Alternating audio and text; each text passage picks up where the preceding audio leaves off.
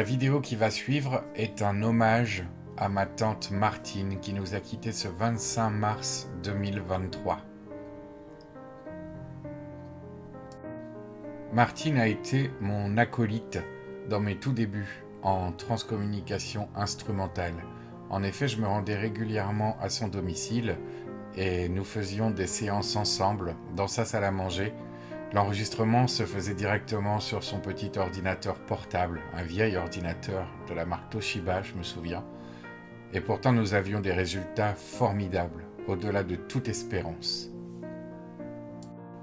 Durant ces séances, c'était l'occasion pour elle d'assister à diverses expériences très enrichissantes sur le plan spirituel, puisque nous allions de découverte en découverte, de révélation en révélation.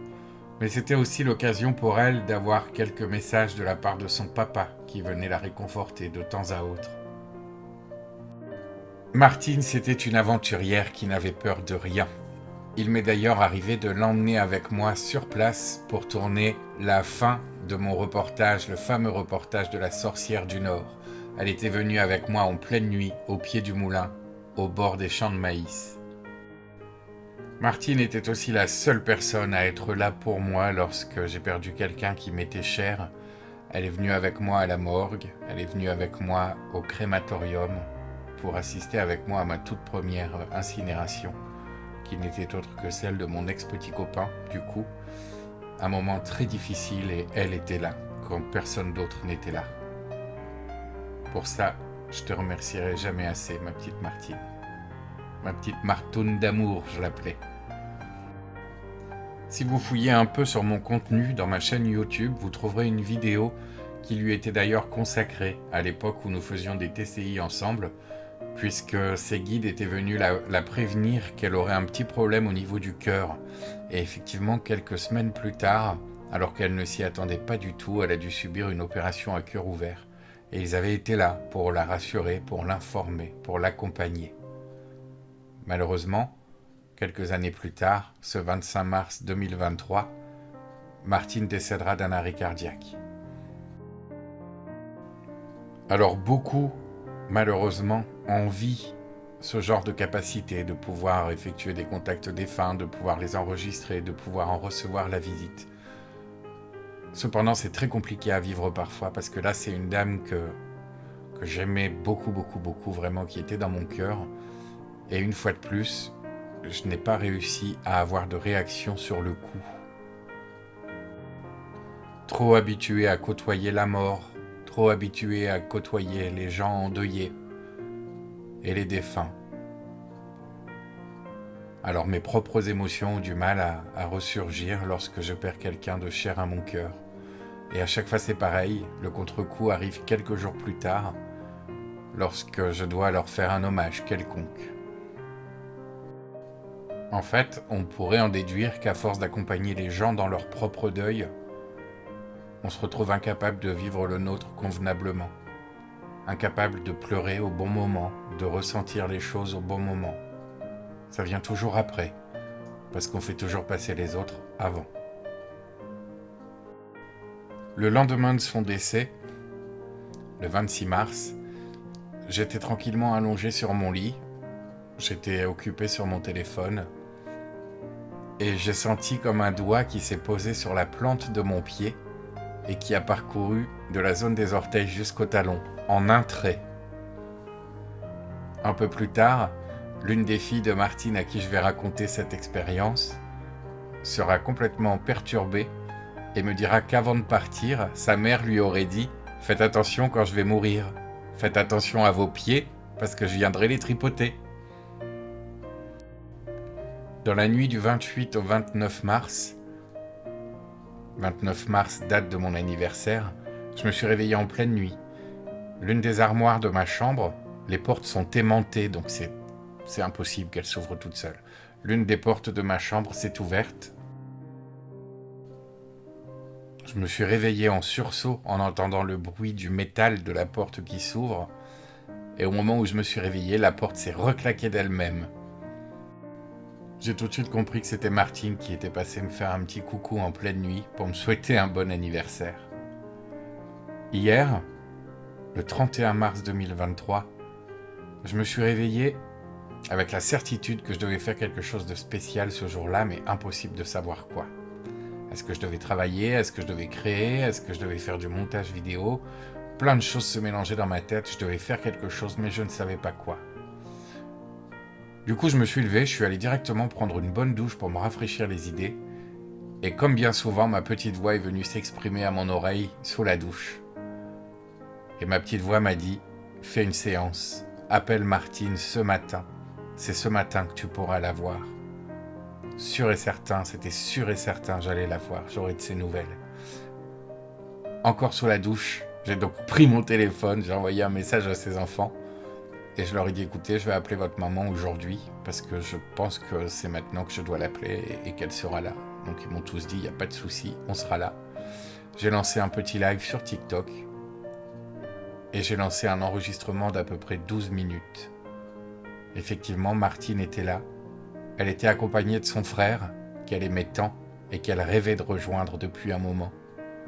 Ils sont venus tous les deux, et ils sont venus s'adresser à ses enfants pour les rassurer, pour leur donner plein d'amour. Et elle est aussi venue me dire à moi qu'elle m'aimait, elle est venue me rassurer, elle est venue me confirmer que c'était bien elle qui m'avait chatouillé les pieds. Voilà, je vous souhaite un bon visionnage de cette vidéo. Martine, je t'aime du plus profond de mon cœur et toutes mes pensées accompagnent la famille. Je vous aime. Dans les premiers messages, Martine est venue me dire qu'elle m'aimait, avec ce message tout simple, mais très beau et très efficace pour moi. Je t'aime, Vincent.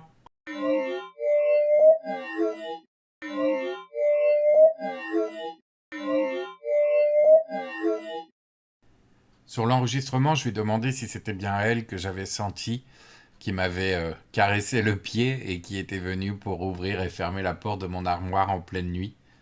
Voici ses réponses. La première, oui, t'as senti, c'était moi.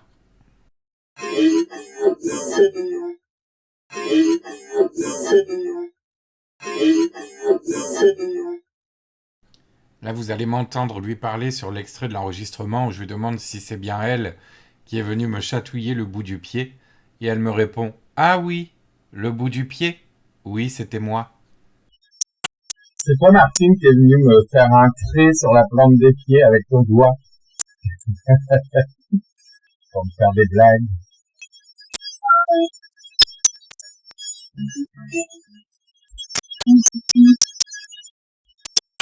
C'est toi, Martine, qui est venue me faire un trait sur la plante des pieds avec ton doigt pour me faire des blagues.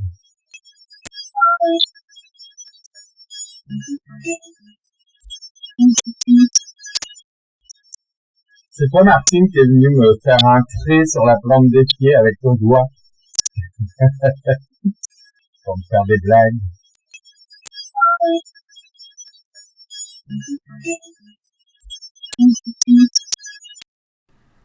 Comme beaucoup d'entre vous, Martine avait hâte que je termine mon autobiographie sur laquelle je bosse par intermittence depuis maintenant des années. Il va vraiment falloir que je m'y colle une bonne fois pour toutes. Mais je pense que si j'avais pas eu le temps de la finir, c'est tout simplement parce qu'il fallait peut-être qu'il se passe ça pour que je puisse l'immortaliser dans mon récit, dans l'histoire de ma vie et lui accorder une place de reine qu'elle mérite amplement pour la place qu'elle a su tenir dans ma vie de son vivant et dans mon cœur à tout jamais. Mon seul regret, c'est que je réalise jour après jour que mon livre des morts s'agrandit et équivaut presque au livre de ma vie. Et c'est là qu'on se rend compte on a connu beaucoup de monde, on a vécu beaucoup de choses et on a traversé beaucoup d'épreuves.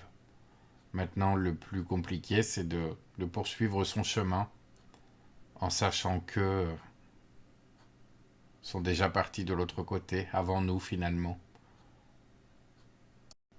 Ce qui m'a profondément perturbé, c'est que par exemple, j'étais toujours convaincu que je partirais bien avant eux, bien avant beaucoup de gens qui m'ont entouré. Et là, en faisant cette séance, j'ai réalisé soudain que, ben, ça y est, Martine était de l'autre côté, alors qu'avant, elle était avec moi à faire des séances. Et c'est très perturbant quand vous faites ce genre de choses, quand vous voyez que l'acolyte qui vous accompagnait sur vos séances se trouve tout à coup derrière le voile et communique avec vous par le biais de ce procédé, que vous avez découvert presque avec cette personne, puisque j'ai découvert vraiment ma technique avec deux femmes exceptionnelles, et l'une d'entre elles était Martine. Pour en revenir du coup à mon livre, à mon autobiographie, ça faisait 2 ans que j'avais pas revu Martine, et puis ben là, hier sur la séance, elle est venue me demander un peu où ça en était. C'est ainsi qu'elle est venue me demander quand tu termines ta biographie.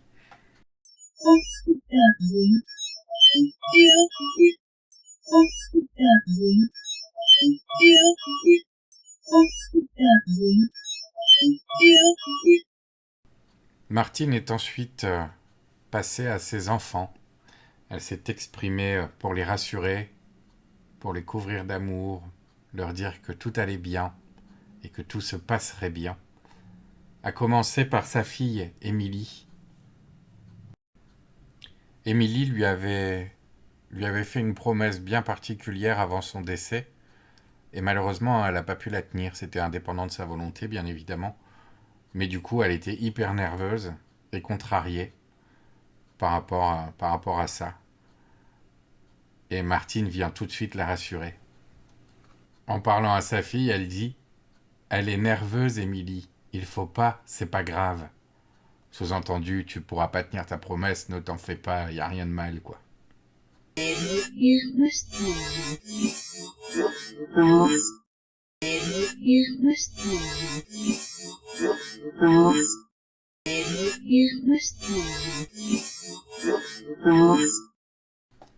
Et ensuite, elle ajoute, toujours pour sa fille Émilie, « Je lui fais un bisou. »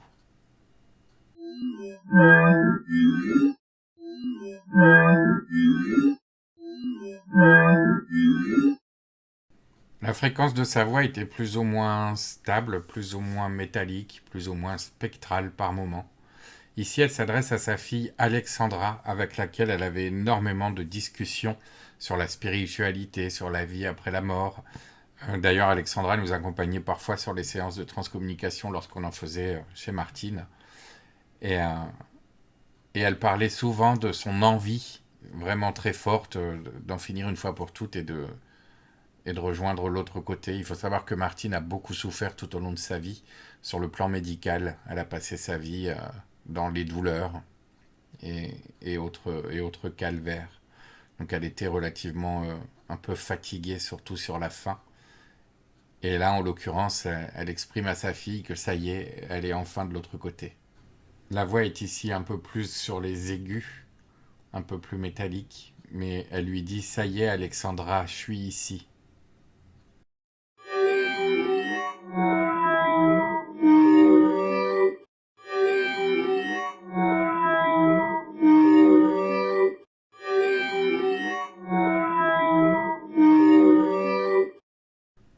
Ici, elle lui dit « J'avais trop de mal. »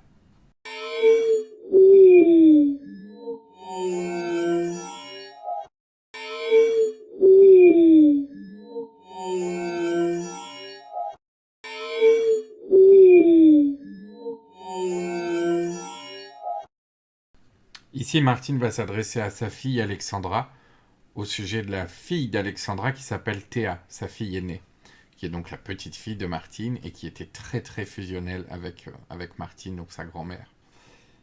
Et Martine va dire « J'ai vu Théa aussi, elle a pleuré pour moi. »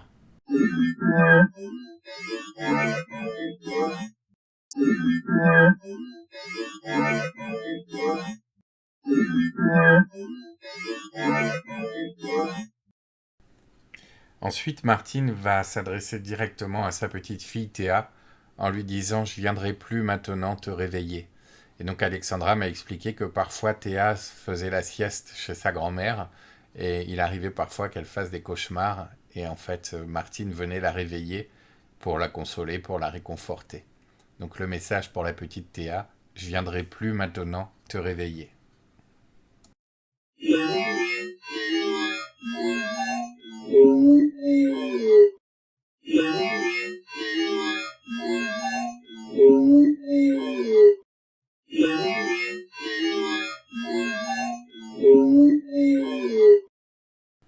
Martine continue à discuter au fil de l'enregistrement. Et là, elle s'adresse aux filles. Alors, ces filles, ces petites filles. Elle dit: les filles, je suis ici.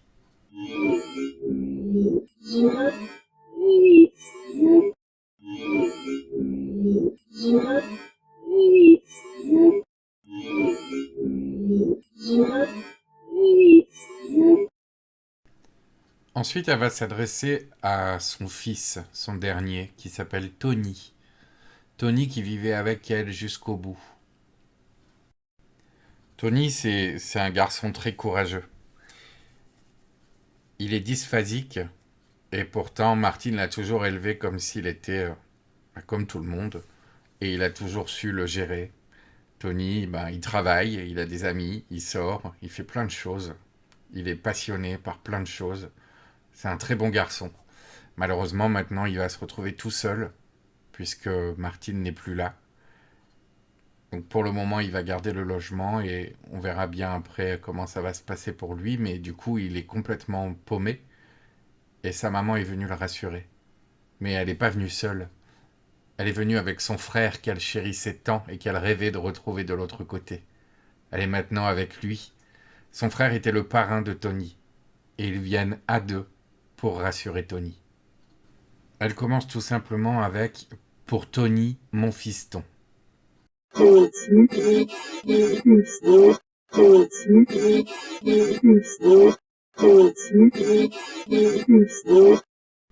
C'est ici que les deux voix s'entremêlent, celle de Martine et de son frère. Et ensemble, ils disent « Pour Tony, ça va aller, on est près de toi ».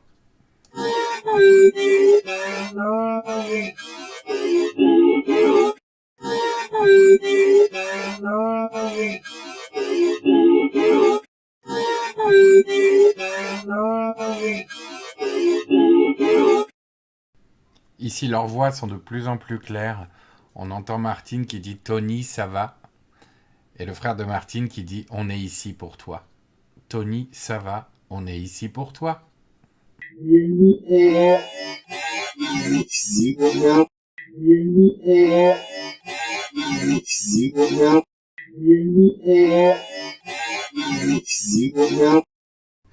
Ici, les voix sont un peu instables, mais le message est clair. Tony, reste pas triste, on se marre.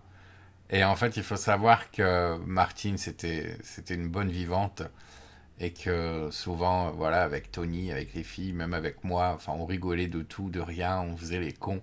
Et, et on passait des bons moments. Donc voilà, je pense qu'une fois de l'autre côté, Martine fait la fête. Voilà.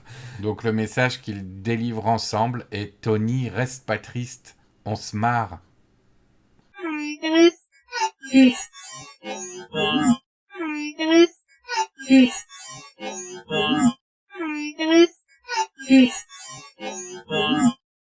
Enfin, pour conclure la séance, je leur demande s'ils ont un message en particulier à laisser aux enfants. Et c'est l'oncle qui va prendre la parole. Il va dire « Maman, elle vit, ça va aller les filles ».